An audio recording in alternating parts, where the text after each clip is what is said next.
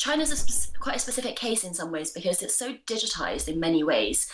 I wrote before Christmas about the lack of social contact in this country, but China takes it one step beyond. The QR codes, the mobile payments, all this sort of stuff. You can really go through your life without having real conversations with people in a Chinese city for quite a long time. And then we see Japan as well as being further along that chain. I think tens of thousands of people in Japan die each year alone.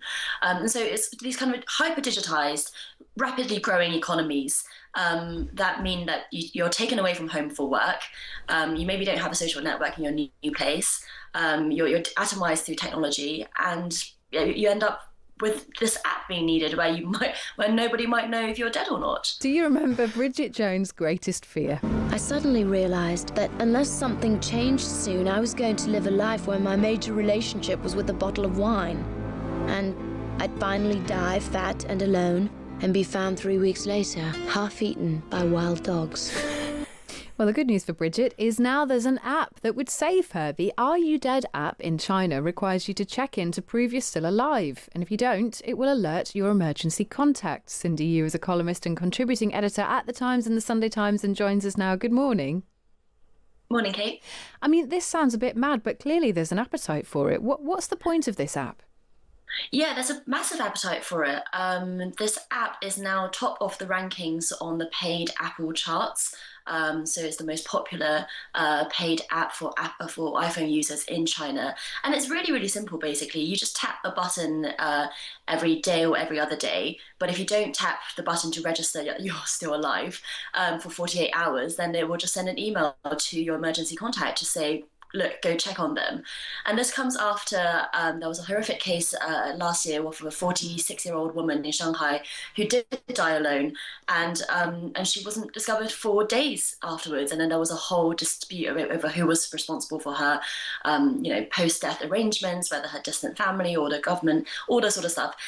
I think it just goes to show, basically it started a national conversation in China about atomization, about young people living away from home, about loneliness, and of course with an aging population there is also a massive demographic of older people who would probably find this quite helpful, although at the moment it seems like the app is targeted mainly at young people. I was going to say, because I mean, in a way for older people it might be reassuring, or for family members, but isn't it a really sad indictment of the way society is nowadays, that you need an app and you can't rely on conversations with friends to ensure that somebody picks up that you're not okay?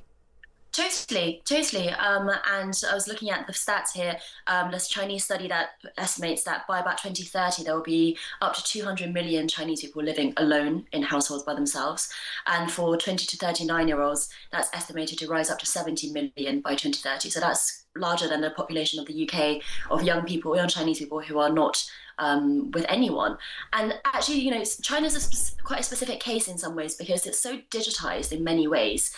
I wrote before Christmas about the lack of social contact in this country, but China takes it one step beyond. The QR codes, the mobile payments, all this sort of stuff. You can really go through your life without having real conversations with people in a Chinese city for quite a long time.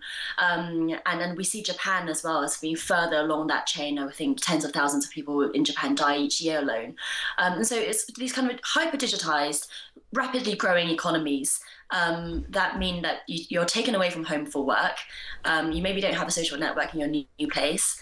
You're atomized through technology, and you end up with this app being needed where nobody might know if you're dead or not. Yeah, it's really bleak, Cindy. I wonder whether it'll spread up the charts here. We'll keep an eye on it. Cindy Yu, thanks very much for your time. Thank you. That is Cindy Yu there, columnist and contributing editor at The Times and Sunday Times. And of course, we played a little bit there of the wonderful film Bridget Jones' Diary, which was made by Universal Pictures. Hi, Alex says, I have this arrangement with another single friend. We just exchange good morning by 9 o'clock every day. If one of us doesn't reply, we call.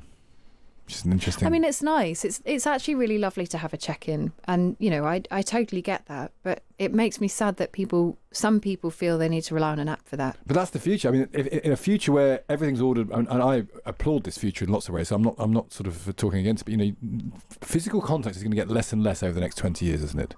I'd have thought. Therefore, these apps are going to become more and more relevant. Maybe.